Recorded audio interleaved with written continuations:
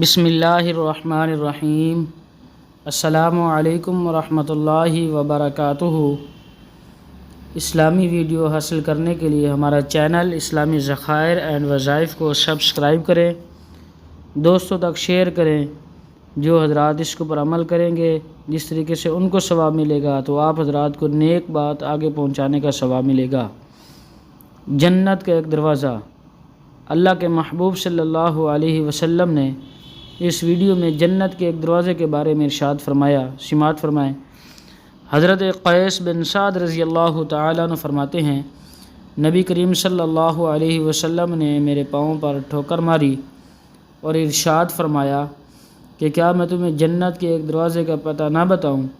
میں نے عرض کیا کیوں نہیں؟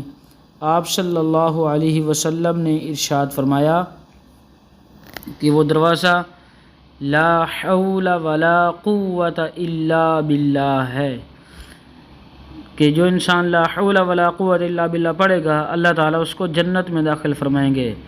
تو ہمارے حضرات علماء کرام فرماتے ہیں اس کلمہ کے کثرت کے ساتھ انسان کو ورد کرتے رہنا چاہیے، لا حول ولا قوت الا باللہ، لا حول ولا قوت الا باللہ۔